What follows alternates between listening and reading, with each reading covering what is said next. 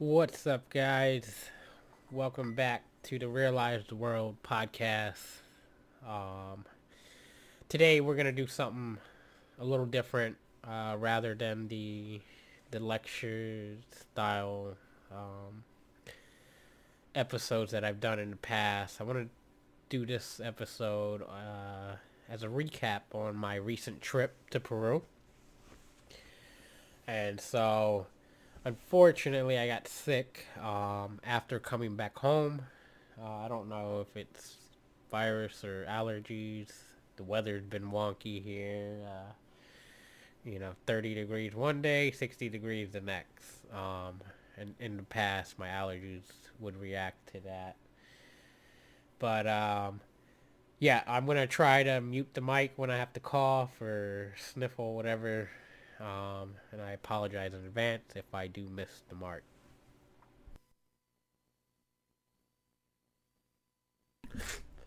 So I did go to Peru. Let's see, it was from January 18th until January 30th. That included our flight time. Um, so the beginning of our trip actually started January 18th that evening. Um, right at the get go, we had some drama. Not bad drama, but nothing kind of flowing smoothly type deal. And that our flight was changed. We got to the airport at 5 something. I don't recall the exact details. But the flight was changed to that morning. So it was actually like 9:44 or something that the flight took off. Which means, if we did get notification of that change, we would have spent the entire day, I think, in JFK until our overnight flight from that location to Lima, Peru. But luckily, uh, we kept our heads on straight. Um, I think I stayed present at least and tried to help others stay present, and that you know it's a hiccup. So what? We all took about 2 weeks off of work to go on this trip, so we have time. Granted, might not be the best way we wanted to spend our time, but we deal with the cards we're dealt, and we don't look at the past or the present. Oh, I was supposed to leave at this time, now I'm not, and make a big deal out of it, because now you're just wasting energy on resisting your current situation.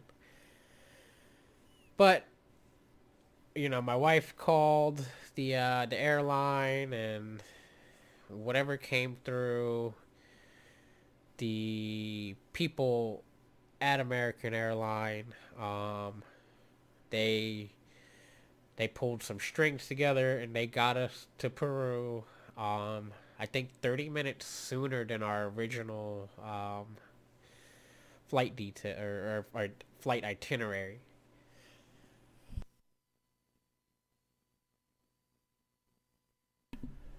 So that worked out the way it worked out.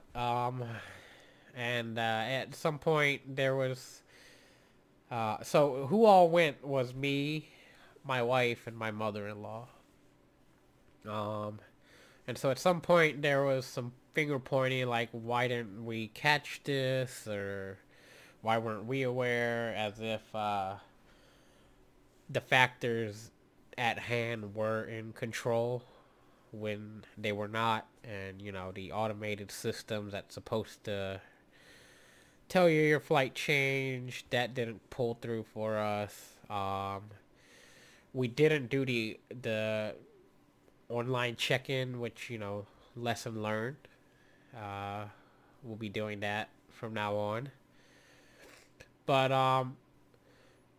the whole thing was resolved. We're going through security checkpoints. There was some finger pointing, and I had to point out, okay, so what if it's somebody's fault? Regardless, we are getting on the plane now, and going about our trip, in which I wasn't aware we were gonna get there 30 minutes sooner than originally scheduled, but things worked out for the best, and we didn't need to expend any more energy after the anxiety-ridden situation of not even having a flight when we got there. Um, to letting things calm down and going about our business. So that was interesting.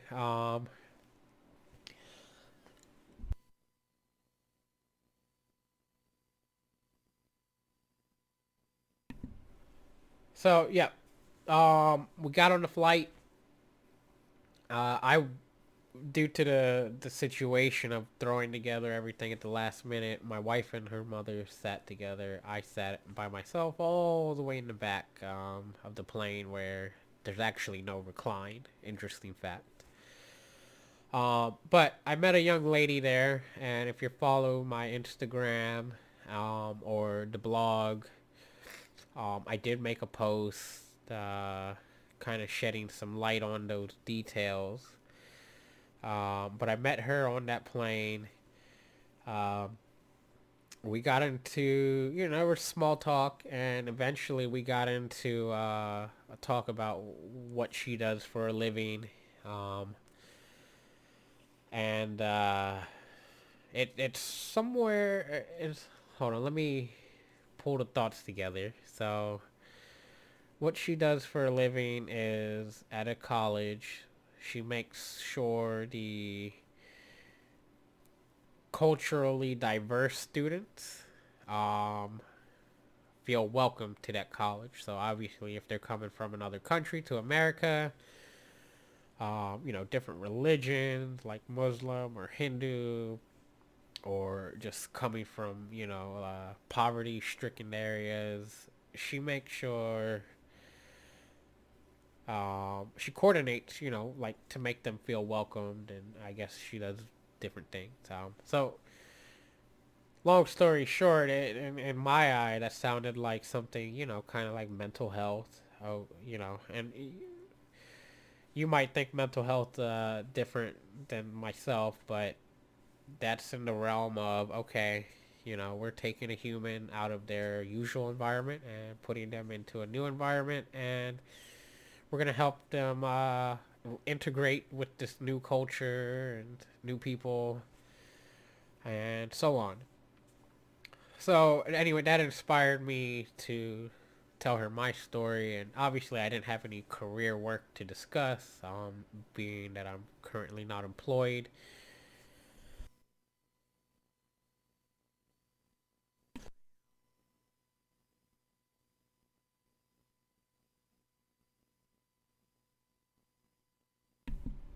Oop, I went on extended mute there. So anyway, I told her my story, and it I guess a few of the things I said lined up with a book she had just finished reading and passed on to me into on the plane.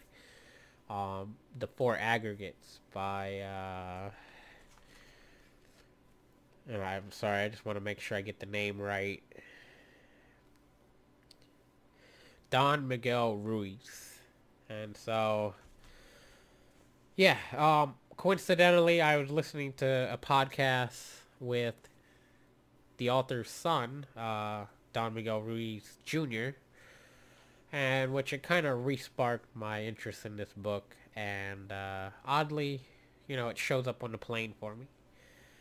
So I actually knocked that book out within um, before we got to Peru. So our flight was, I think, 12 hours. The book was maybe 130, 140 pages. I picked up this, or I learned how to speed read recently, and so maybe that contributed to how quick I read it.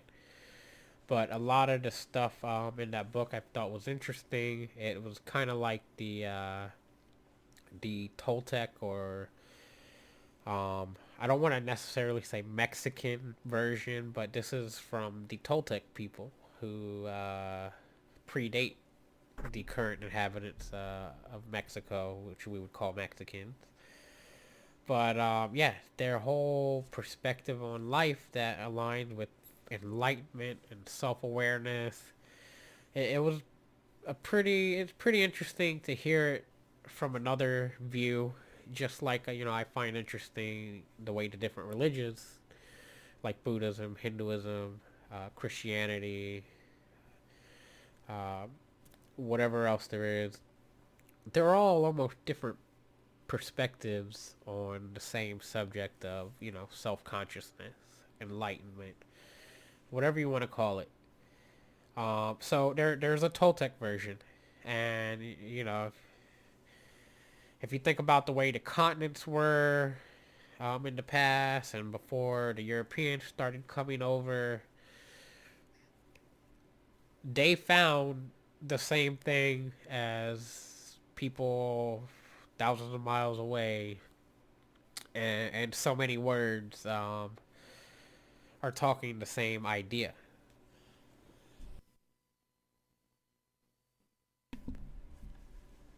So that is a book I would recommend. Um, there's plenty more uh, content from the author and his son regarding the uh, the four agreements. Okay. So, anyways, yeah, eventful day one, right? Or that's only the flight. So we get there for day one, um, and so we get a ride from the airport to my wife's aunt's house, and from there we kind of get settled in. They lived in San Juan de Lurigancho, which is it's not one of the upscale like Miraflores. It's a developing part of the city, and actually they lived on like right on the border of the developing part of the city where there's still construction and lots of dust. My initial impressions when we got in Lima um, weren't that great.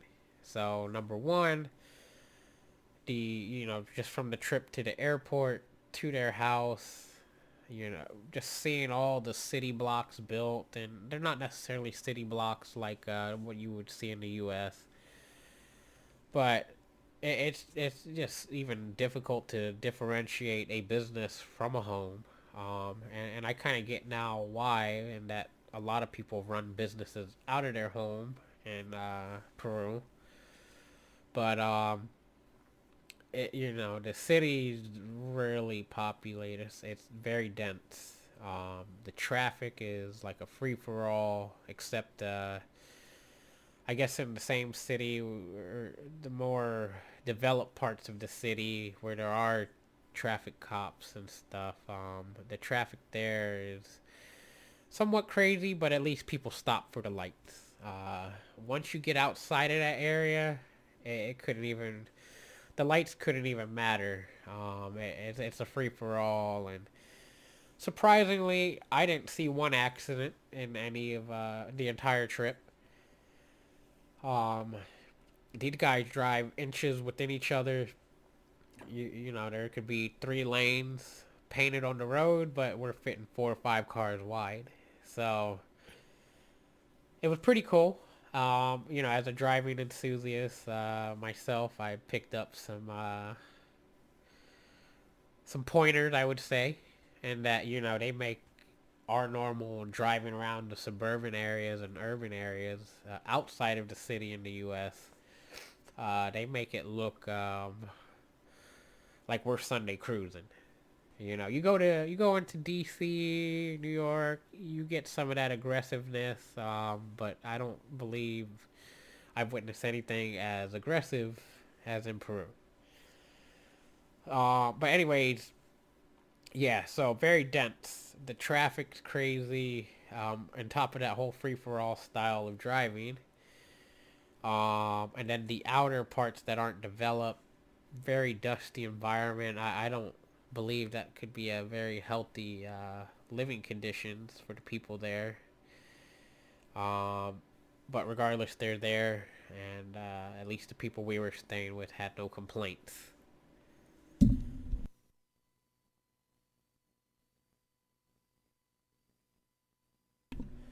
So we get there, and we get settled in, and then not too long after, we head over to another an uncle, my wife's uncle's house,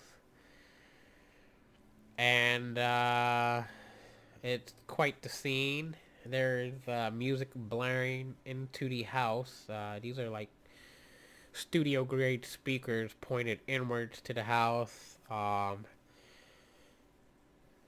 Probably the loudest environment I could say, even outside of like a concert or going to a concert. I've never actually been like right next to the speakers in a concert, but this is how I felt.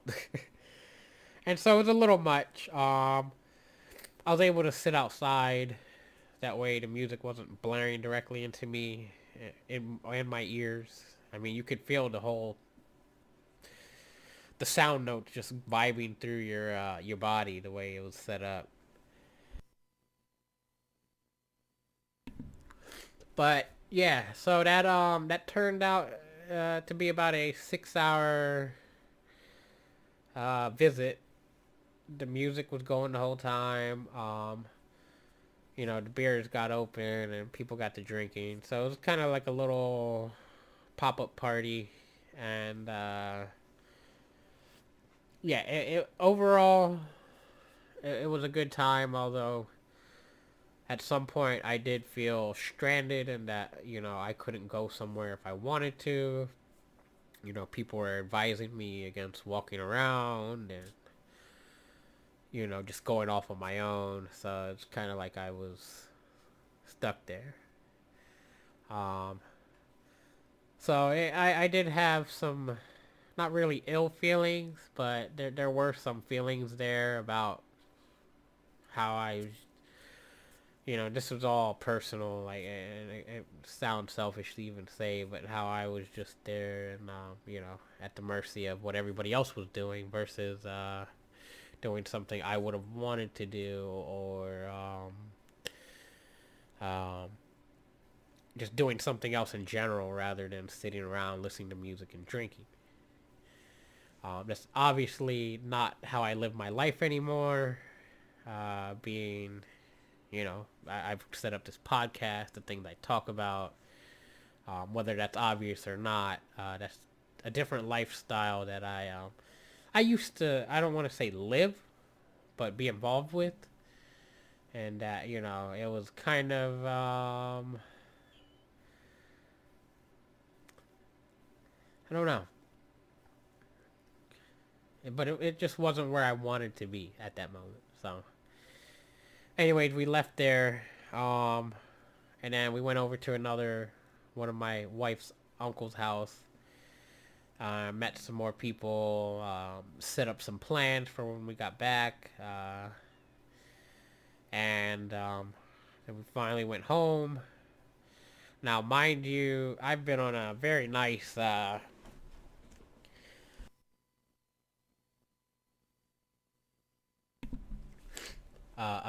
sleep schedule, especially since not having a job anymore. It's been all about me, health, and taking care of myself. So I bar- I was barely able to sleep on the plane. Um, we had a long day. We get there, by the way, and the weather is almost opposite of where we are in the current season of the United States, and that it's summer there. So then, it was, tired, sweaty, dirty, dusty environment. Um, I think there's a lot of contributing factors to the displeasantness I was feeling by the time we got home, and that especially after the music, that was something. It took me a day to let that go, for whatever reason. I learned a lot about myself on this trip. But yeah, so they didn't have a conventional shower, conventional bathroom, and especially being new construction. So there was some running water. They had a water tank, but that was limited. So you wanted to be conservative with the water. Um, and everything's made of cement or brick there or concrete. So that includes the shower. But I wasn't having it. I didn't want to take a shower. I just want to go to sleep. But then my wife kind of insisted on asking me. And I eventually gave in to take a shower with her aid because of the. Yeah, I just needed some hand holding that evening.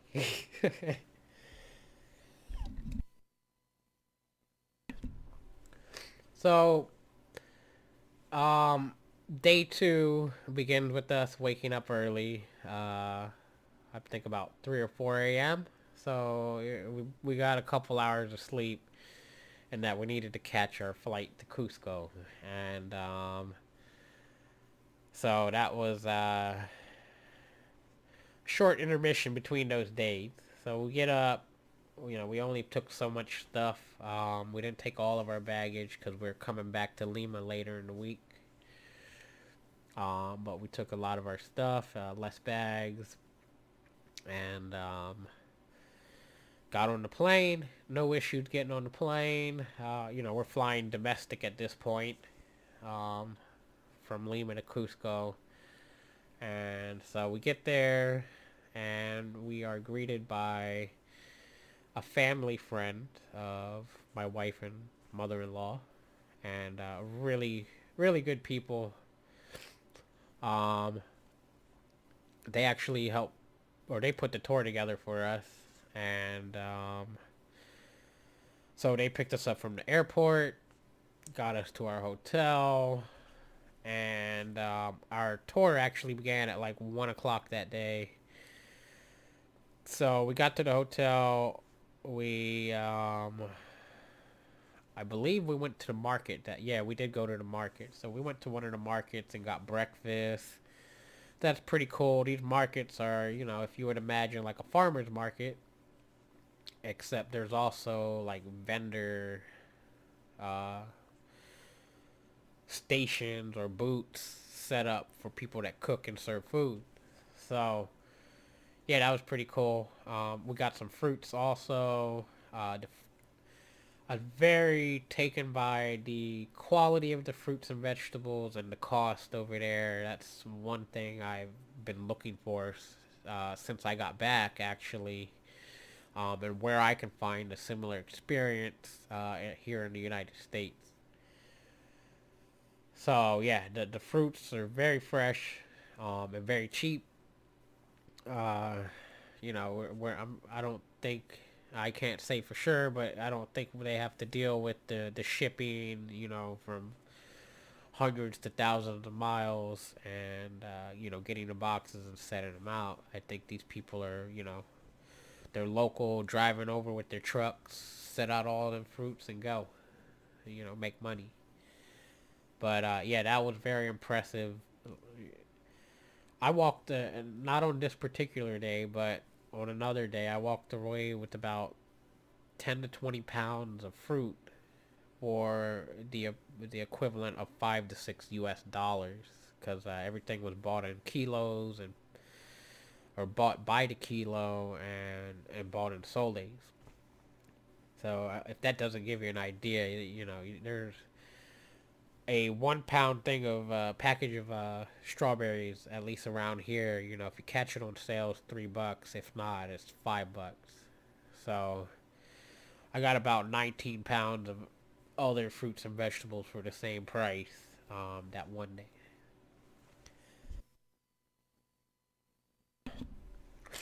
So yeah, I think we might have rested for a little bit until our tour started, but this was a foot tour going around the historic part of Cusco, and seeing different things. So I think this church, Iglesia, is called Santo Domingo, and so we went there.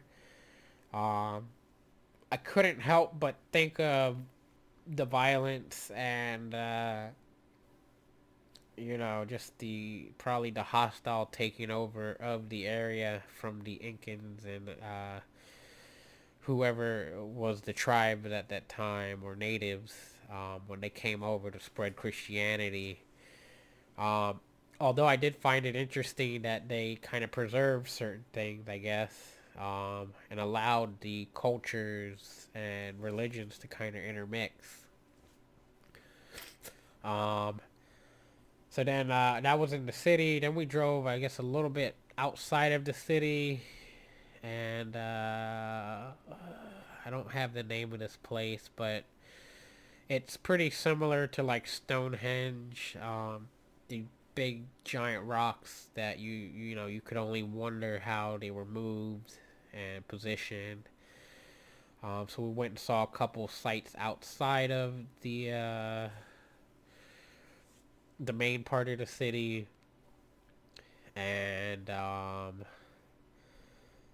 yeah, I'm using my pictures as a reference. So then we saw a big sundial, or what's left of it at least. Um, and then we also saw they're kind of like rest stops. I can't remember the name, Tomba Chai, I want to say, but essentially they were rest areas where I guess people come down to cool down.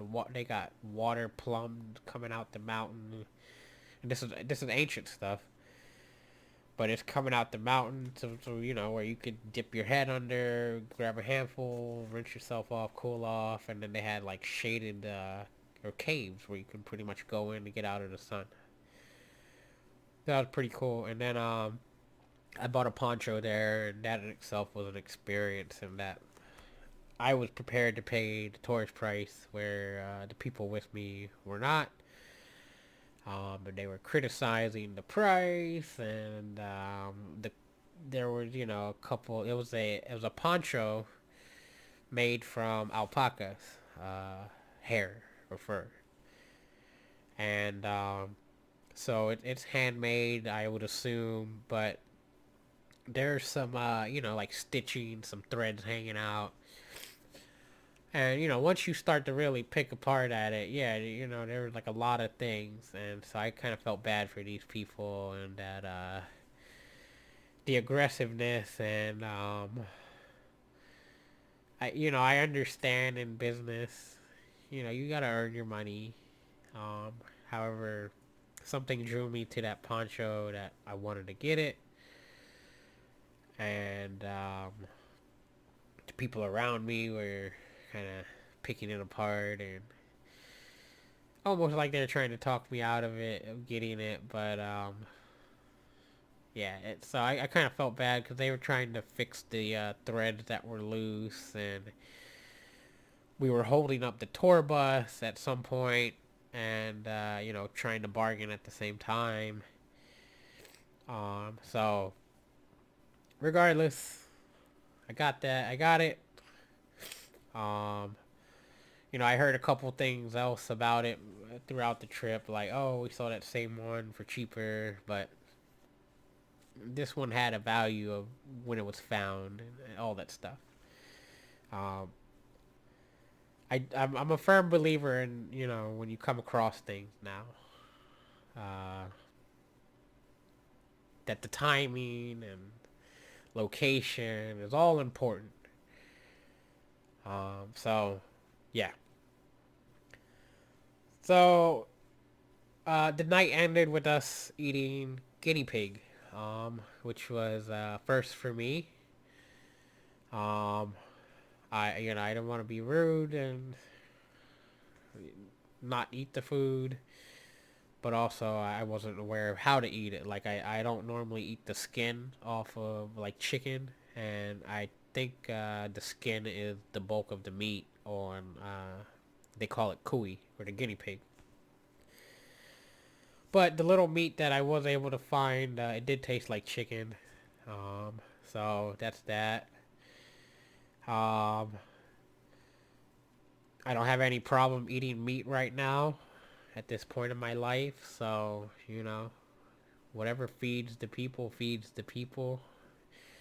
if we treat them as pets here in the U.S. while they're a normal dish over in Peru, I mean that's what it is. So can I don't feel like that's animal cruelty or anything like that. I think it's perfectly fine, just like, where some cultures eat a lot of potatoes and some cultures eat a lot of rice. It depends on what the land gives them.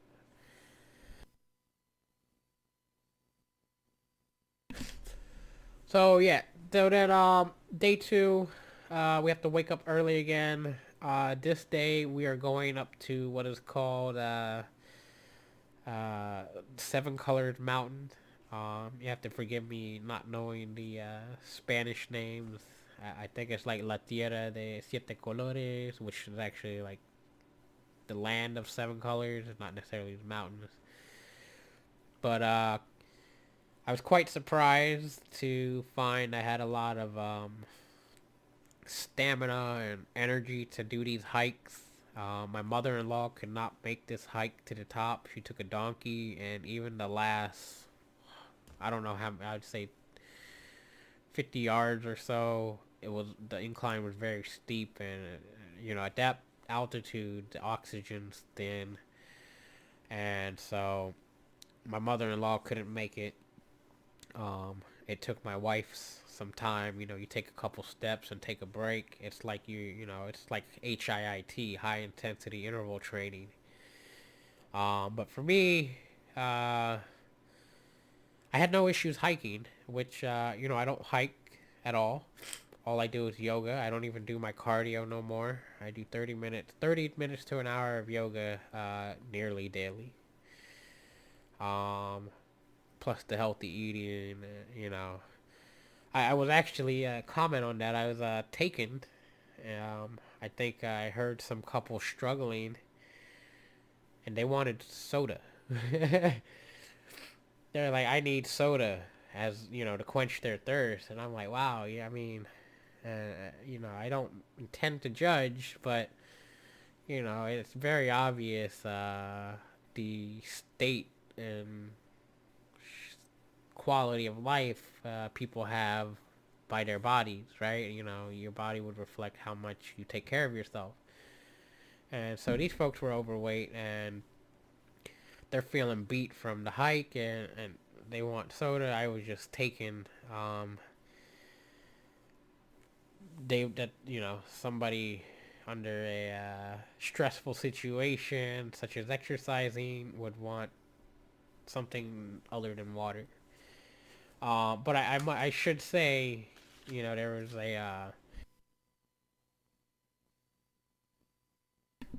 there seemed to be like a methodology of what you drink over there in Peru. Like water wasn't very common at all, even with your food. Um, at some point, somebody made a comment that I was drinking water when I should have something hot after eating something that had oil or grease. That way, because the water separates with oil or something to that effect. Which I thought was interesting. And I don't knock that, but that may be some background as to why water is not even a big thing in that country. But yeah, so the hike was crucial. I had a pretty big, you could say a runner's high or whatever, but it it wasn't very sunny to where if you Google the Seven Color Mountain, you'll see these awesome colors and pictures of the mountains at its prime. It was actually cloudy, but it was still a sight. I mean, that high up, you can see the clouds kind of move in and out. So it did clear up at some point for us to where we could see the seven colors on the surface of the mountain. But it wasn't like HDR, prime exposure, all that, etc. Um, so we did. I guess we got back not too not too long before we had to go to sleep. because I think the trip itself was, hour and a half to two. I don't have any other pictures from that evening other than some art. Oh, I think we went to go change money in the city, or the historic city, our dollars to soles. Um, but day three, or I'm sorry, where are we on? Day four now. Day four was essentially similar to the Seven Color Mountain, except we went to Lake Humantai. So we had to get up early again, make a couple hour drive up to the mountains. They fed us. Um, we did this crucial hike. This one, my mother-in-law was able to make it because the donkey was able to take them all the way. Or I don't know. There were donkeys and horses, so pardon my accuracy here.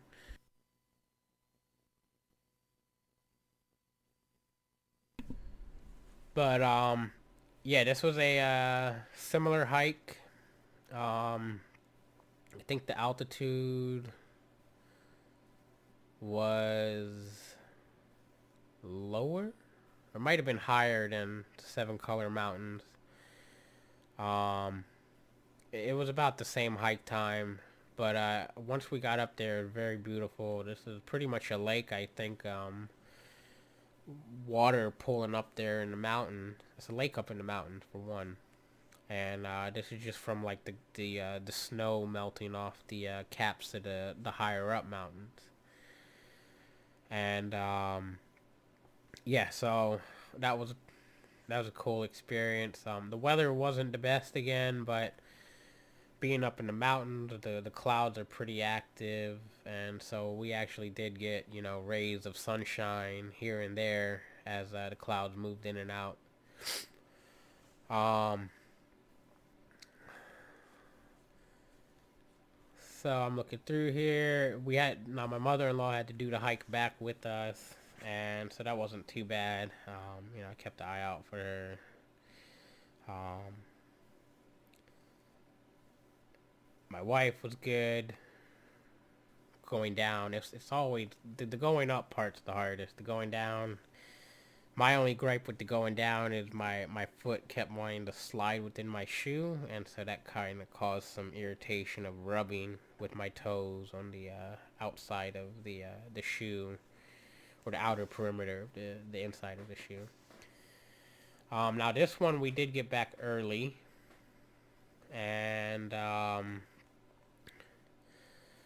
I think everybody kind of took a nap. Now I was fitting in meditation where I could while we were out there. So I think this was one of the moments where I did get to meditate, and then it ended up being, my wife slept for a few hours, and my mother-in-law slept for a couple. And that I think let's see if I have any pictures, but I think we might have went out to. I think we almost went out to the city, the historic city, almost every night after. Um, Oh no, okay, I remember. We actually went and ate chicken that night, I think. Whatever it is, wasn't very eventful, you know. Basically took care of our bodies.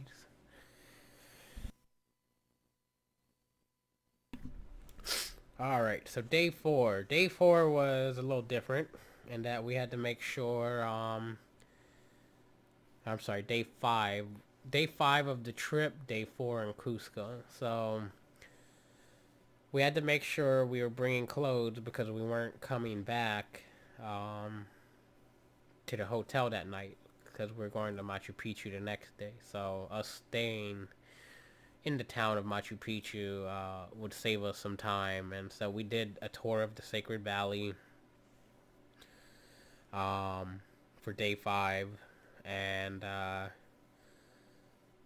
let's see here. So yeah, it was kind of weird in that they took us to on the way to different Ollantaytambo, which was at the end of I guess the tour. But they took us through different towns and kind of stopped where we could buy stuff. So I don't know if that's like kind of sponsored or what, but it was definitely noticeable to me, at least, that there was some promotion to buy stuff at the different stops as we made our way towards the end of the Sacred Valley. So we did see some historic sites on the way there. We saw two. Uh, Fortunately, I don't have the names. I think this first one was right outside or right past Pisac. And then the second one was Oyo Taitambo, which was pretty cool. Um, Not as much hiking in that you pretty much kind of pull up or are able to walk right up to these sites. And so the only hiking you do is to kind of navigate them. So that evening, we took a train to the town of Machu Picchu. And we got there to another nice place. A lot of everybody we met was special in some kind of way. Um, Great. We got to this place. Folks are good there. They take care of us. And they're running kind of like a hostel, and the bottom floor is like a merchant shop. And so they were able to provide breakfast and snacks and tea and whatnot. So yeah, that evening ended pretty well. And then day 5 of the Cusco tour, day 6 overall, it was Machu Picchu. And so the hike to Machu Picchu wasn't crazy. There was a little bit of a hike involved. The crazy part was, just the guide, the tour guide, bringing you to the different spots in Machu Picchu and telling you the history and stuff like that. So getting there wasn't difficult or long, but the longer part of that was the walking around and the different parts of this town and their significance. So that went well. Then we had lunch, a late lunch after that, in which I want to comment that I ordered a vegetarian dish and added chicken, a grilled chicken on the side, just because I wanted something full of nutrients and fresh stuff. But I needed some protein, and that I wasn't fully or entirely ready to skip out on any protein, especially. I think if I had a scale, I probably lost a few pounds over those couple of days with all the hiking we did. Um, Overall, I came back home a couple pounds heavier, but um, after the tour, there was no real extraneous activity involved. And, I did engorge or indulge, whatever the word is. There were churros, not homemade, handmade churros on the street. I know I had a few of those. Those things were awesome. Um, but yeah. So we got back from Machu Picchu, and yeah, I think after we got settled back into our room, we went out to the city, and let's see, we met my mother-in-law's godson, and oh yeah, so my wife got this anticucho, which is cow heart. They also had alpaca meat cooked in the same fashion. So I think that was her first night getting it, and it was pretty good. Um, it's made right on the street. It's made like on a grill, although it's not like a grill I've seen here in the U.S. And I think it's almost like one of those grills you would see in a public park where you just add the charcoal under. Except this was kind of like a mobile station at the same time. So yeah, nice ending to that night. We had not so busy schedule to look forward to the next day, because that 5 day tour of Cusco was, it was, I mean, it wasn't easy. Um, I eventually got past the lack of sleep, and that, even to this day right now, I'm still trying to catch up on sleep, but it didn't phase me like it would normally would, when I guess in the beginning, when I start to lose sleep, where I get a little irritated, and that I was able to operate with tiredness rather than feeling the tiredness.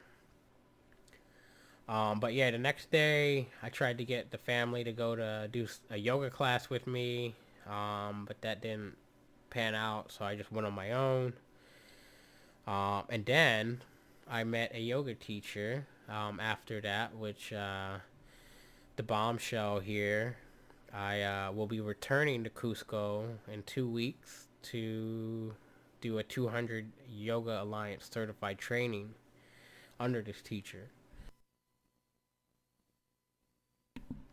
So I have had some interest in teaching yoga, and that, I've seen like the ads. I've looked into it very little bit, but the stars aligned, I guess, when I was looking for a yoga studio to go do a yoga class, that I found this place, and it's called Sembrando Semillas con Yoga, and she gives back to the community, and it's the whole vibe.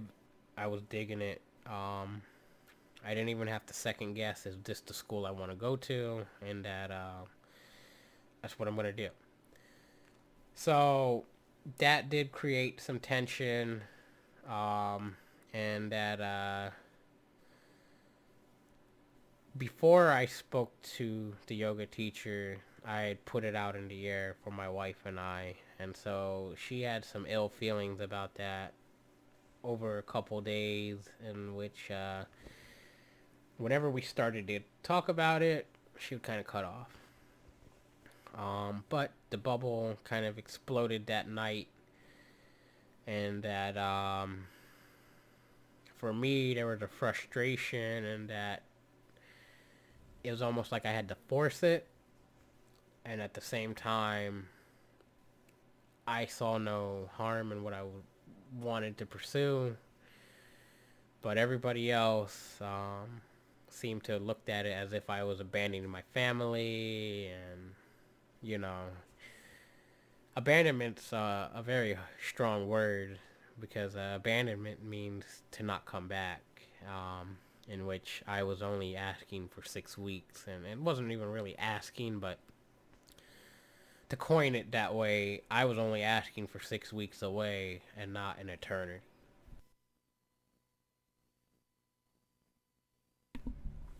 So yeah, that emotional bubble burst. At that point, I had another moment of awakening, or a moment of clarity, and that and it wasn't at that point, because I had to work through my feelings.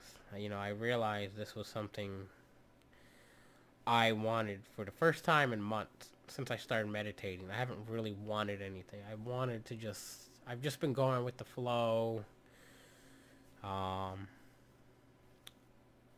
hiccups here and there, but nothing like this.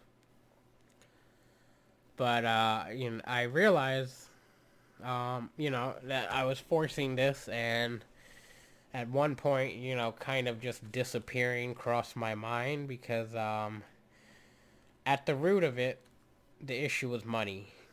Um, I realized this after the fact, and that, I'm here now, I'm back home, and I'm going back to Cusco in 2 weeks. The urgency to make a decision back then in Peru was change my flight. We don't have to buy another ticket. I pay $200, $300, whatever the fee is, and I stay 2 more weeks. So there's 2 weeks I talk about going back to Cusco. I would stay in Peru, Whether it's with my wife's family or her family friend, or I just find a place. Places can be had for 15 to 20 soles, which is about $5 to $6.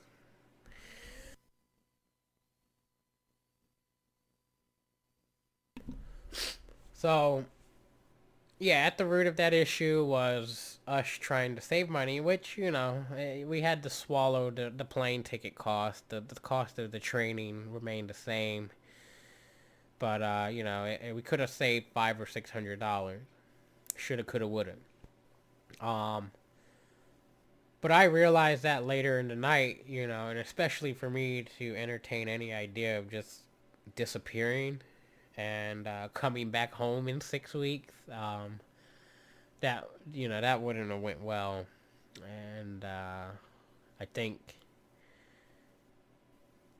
for one of the few times in my life, I really roped in the effect of what I might do and how that could affect everybody else. And so, I had faith in the universe they'll be taken care of. However, um, just disappearing like that wouldn't, I couldn't have panned out well. Maybe it could have, but I'm more comfortable with the approach I took now, in which my wife and I discussed the following morning. All the issues, I was really looking for support, whereas, my wife, I it was a lot. I understand it could be a lot. All of a sudden, I want to be a yoga teacher, and it's going to require me to stay almost a month away from home. So yeah, that was like a freight train hitting her. Whereas for me, it's like, hey, look what landed on my plate. I'm gonna do it.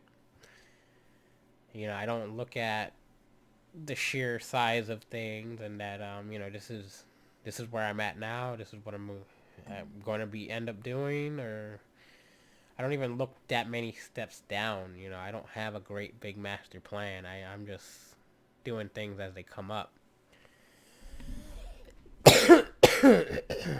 Oh, excuse me, I missed the mute button. Apologies. Um, but anyways, yeah. So we leveled, and that was great. Um, I feel like we're on the same page now with a lot of things, as compared to before, which were kind of swept under the rug. I'm going with the flow of things, and I'm not going to point out stuff and anything like that. I stopped kind of nitpicking at life, so to say. So some of those things that I don't want to say ignored or just kept my mouth shut, but observed and didn't say anything because I realized it's not that big of a deal. But some of those things did come out, um, and which again put us on the same page. So yeah, that in itself got us to a late start on our last day in Cusco. But we didn't really do much other than we walked around, hit the markets again, found some good food, and then pretty much got ready to return to Lima that evening.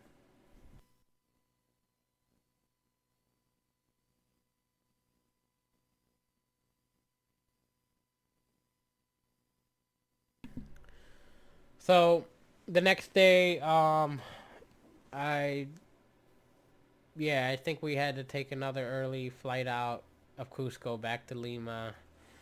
Right when we got back to Lima, we're loading up the bags, and my wife's cousin is parked in a crosswalk, and the police stop us and give him a ticket. That kind of started out a little rough, although for me, just staying present, they were trying to not really bargain with the cop, but, hey, cut me a break, and I just sat there and watched all that. We got no break, and they were pretty stern about it. So, for whoever needs to hear this, if you're ever in Peru at the airport, don't park in the crosswalk to load up. luggage or you'll get a ticket.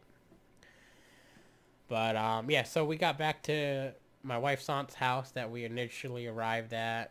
They made a buffet of food. That was great. Um, I ended up having my eyebrows done with the string. So, one of my wife's cousins kind of does the cosmetic beauty stuff for business. And they gave her some regular string that for sewing. And she did that, the eyebrow tweezing or plucking with the string. So I got some fresh eyebrows still. Um, it was funny initially when my mother-in-law was doing it because she was, it hurts. However, when I did it, I didn't give such strong reactions other than it made the light very bright for my eyes. But we after that we went up to a cousin's house of my wife, and it was pretty cool. They had fresh grapes growing in front of their house. They had like a vine wall. They pretty much set it up for the grapes to grow in front of the house. So that was cool. We're plucking them off the right off of there and eating them. It almost tasted like the Welch's grape juice, which kind of weird to say directly from the grape, but it was like they didn't have to mush them and add sugar. It tasted just like Welch's white grape juice in the fruit. Um, so yeah, we spent a few hours there, and then we went to a pool that was open at night, and we had fun with her cousins and nieces and all that. There's a lot of people.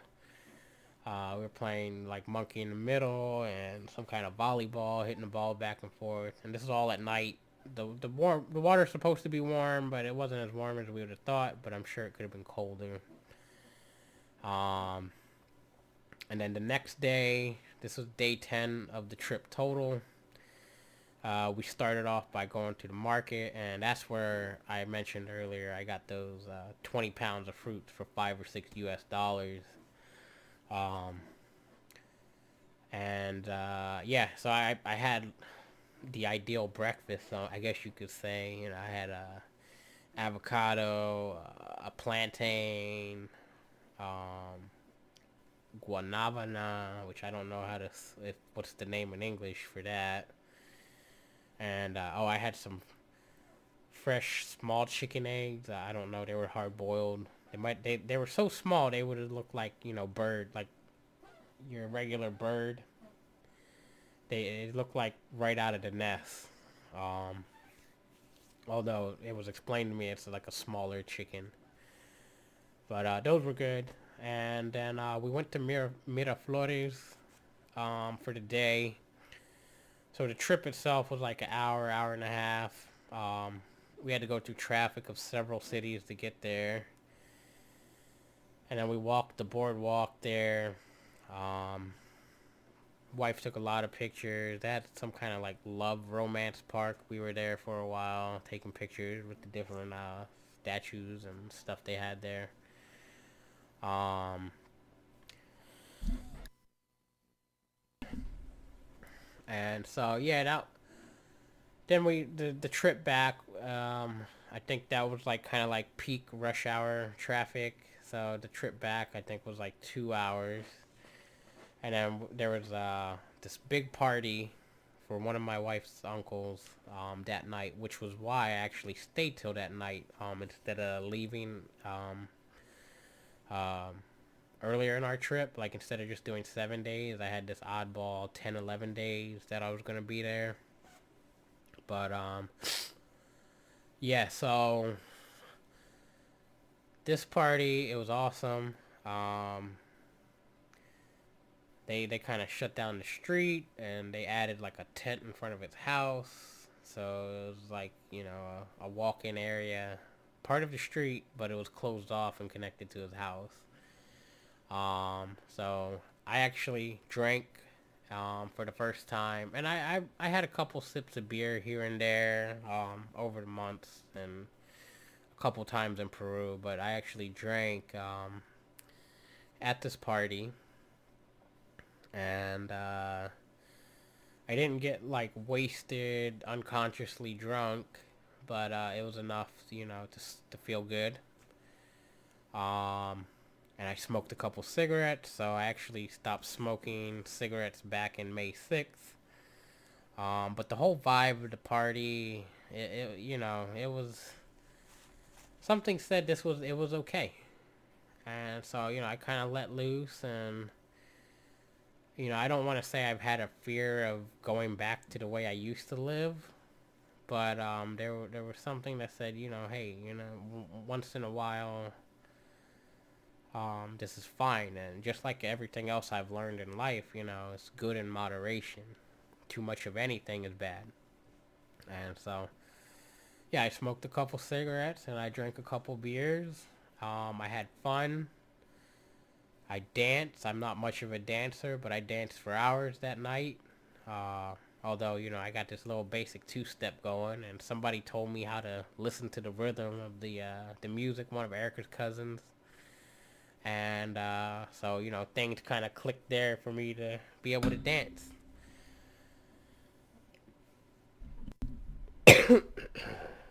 Excuse me again, I missed the mute button. So, yeah, so the plan was for me to sleep over there and then go straight to the airport. Well, there ended up being no sleep, so I stopped drinking a couple hours before I had to be at the airport, and kept dancing, whatever. Um, but yeah, uh, get to the airport, and I apparently smell like beer or alcohol, and which when I go to check in for my first flight, the lady tells me to drink a coffee and come back in an hour. So I'm like, oh crap. Um, I didn't account for this and that. I thought stopping drinking 3 hours before I'd have been good by now. I didn't feel drunk or anything, just tired. I did get emotional leaving because leaving the party because my wife's entire family, arms wide open, welcomed me, and everybody's telling me whenever I come back, I got a place to stay. That there was a lot of love there, in which I cried. I cried leaving. I made it in the car, but somebody walked over to say a couple more things, and it just I couldn't hold the emotions back. There was just way too much love in the air for me, and that it was beautiful. I've not experienced that in the U.S., although, I don't have as big of a family. My wife's family is primarily in Peru. So it was a lot of love. But yeah, back to the airport. So I went and found a burger. I'm eating a cheeseburger at 5:30 in the morning. I found some coffee. I changed my shirt. I get on Google for one, and I'm looking how to get rid of the smell, coffee, cologne, brush your teeth, all this stuff. It can be sweating out my pores. But I get back in an hour, and so then we identify I have no tickets. Although I have the right to some tickets with my paperwork, I don't have any specific tickets. So it turns out the whole flight issues on day one, they didn't actually fix my return home, which I don't know why it would have changed, but regardless, we went through an hour's troubleshooting with that airline, and I had a connection flight, and I don't know. I ended up having to go back to the original airline, American Airlines, who fixed the ticket in the States. So I had to talk to them, and then the whole process, it was like 2 or 3 hours, and the time went by to where even my flight took off. I missed the flight, but they made it up to me. They gave me a hotel right in front of the airport, included dinner. So that kind of worked out the way it did. That I went to that hotel. Um, it was, I don't want to say the first real shower, but I it was a Holiday Inn, and it was almost like a 5-star Holiday Inn over there. But I went in that shower, and yeah, it was like great to be back in some type of modern structure and be able to bathe with a face cloth, soap, and running hot water. Um, that was gratifying. I don't know if that's the word, but it was nice to be back in something like that. Um, the dinner was actually, it ended up being 3 courses. It started off with a fancy salad, and then grilled chicken with rice and fries, and then a dessert. It was vanilla ice cream with some kind of warm syrup on it. It wasn't quite chocolate, but it might have been like hazelnut. I don't know. It was good. So then my time came to go back to the airport. I'm monitoring the online check-in, lessons learned from, before. And we couldn't online check-in before I got in there to identify the ticket issues in the first place because it was asking us to log in and we had no login.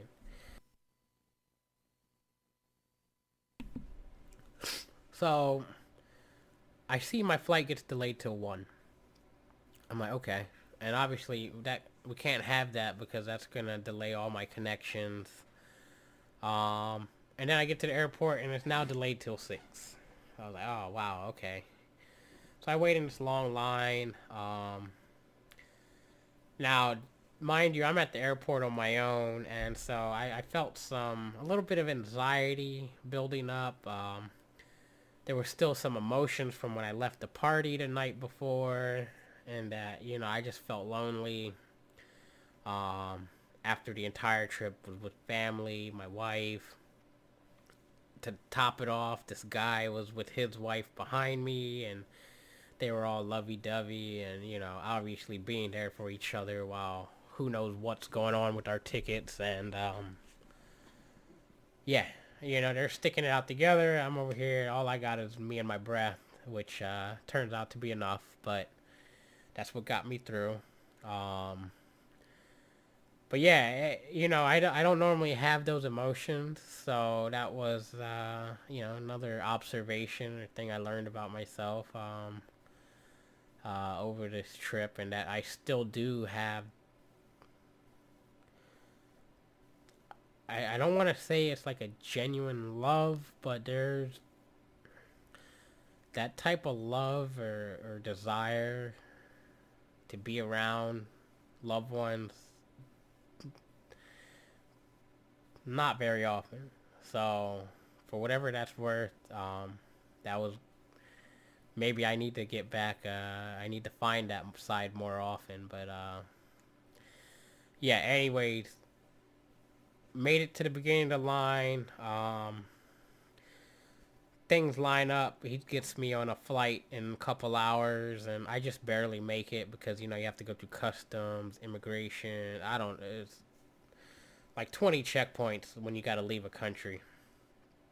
Over exaggerating, but yeah. So, and it turned out I get to be back on the original airline because they serve kind of a premium meals during the flight, which I was gonna miss with the way American Airlines had fixed my tickets to where I got to stay at the Holiday Inn. I was not gonna fly on that other airline at all. But I ended up getting back on that airline, which was great because I thought, we pay a premium to fly with them, especially with the luxuries like free movies and blankets and meals. Um, so that worked out. And I got back. So the next morning at 1:15. Um, and that was on January 30th. So the trip overall from leaving to arriving back home was 13 days. Although the amount of time actually spent in Peru, not traveling, was about 11 days. Um, there's a lot more I wanted to cover on this, but I'm already at 1 hour and 10 minutes. But the main thing to take away from this trip here, um, from this point forward, I'm gonna, uh, I don't know how to phrase this, but I'm gonna work towards becoming a yoga teacher. I thought this would be a good move, and that I want to teach people how to meditate. And so, there's I haven't seen no dedicated meditation training on how to teach people. So I believe this is going to work out to where if I can teach people how to do yoga, I can do it in the same sense with meditation. And plus, yoga is almost interlinked with meditation. I'm going to learn some cool stuff in which I'll have to bring you guys up to speed when it's all said and done. And then the other thing I learned is, enlightenment, it's not really a permanent state. It's not even a state or a sense of being. It's more of a knowledge on how to live with life. Um, I somehow I had a notion that enlightenment, I found this enlightenment. Now everything's going to be easy peasy. Nothing's going to knock me off my center. But here I was in Peru, and I've fallen off my center with my kids, mainly my dogs, my loved ones. And that there's been this unconscious battle.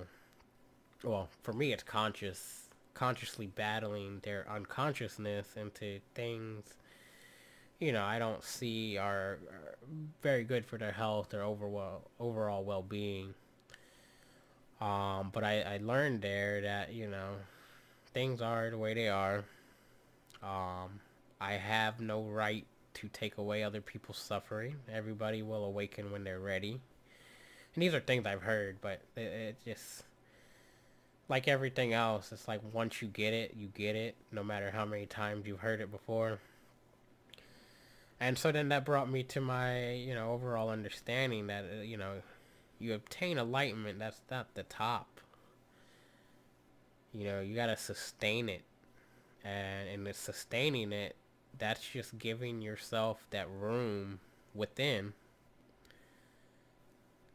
to be content with the way things are, no matter what life throws at you. It's not necessarily knowing how to handle things, because you'll never know everything.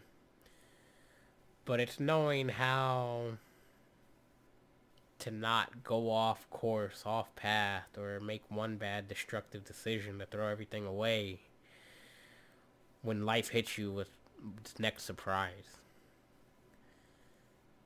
And so I this whole trip, I don't want to make it about me. It was a great time with family and friends, and overall great experience. But as far as my spiritual journey, that's what I took away.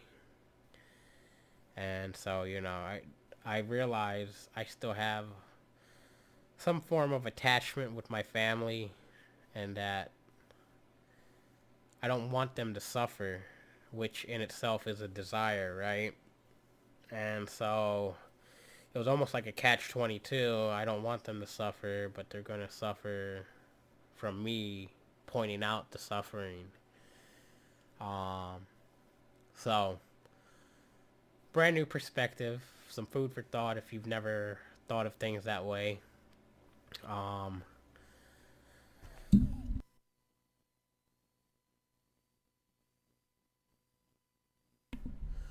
so yeah, that was great. It was a great trip, and I'm kind of glad to get back on this microphone. I skipped 2 weeks, and I got some topics I want to get right back into, but I felt like I had to air out what happened in Peru, especially after I made a blog post about my wife and I's conflict. Um, so I'll kind of post an update to that with this podcast. And that way, if anybody's kind of left on the hook wondering what happened, you know, everything worked itself out the way it did. I'm still going to go attend that yoga training. The family's not being abandoned. We're going to stay together. And so, yeah, nothing but good news. All right. So, hopefully, my future hold more trips like this or experiences where, I can do these kind of specials, so to say, rather than my lecturing on the subjects of understanding enlightenment and things of that nature. But yeah, I'd love to bring you guys fresh content like this all the time. However, I don't go out and experience these type of things on a normal basis. But, maybe if I become a yoga teacher, I get involved with some retreats. I don't know. I'll get to see the world more and kind of report back on those experiences. All right. So if you guys have any questions or comments or whatever you might want to say about this episode and my trip to Peru, leave it on whatever media you found me, whether it's Podbean, Facebook, Twitter, and I'll be sure to try and get back to you guys, okay? So thank you for listening again, and we'll catch you on the next one.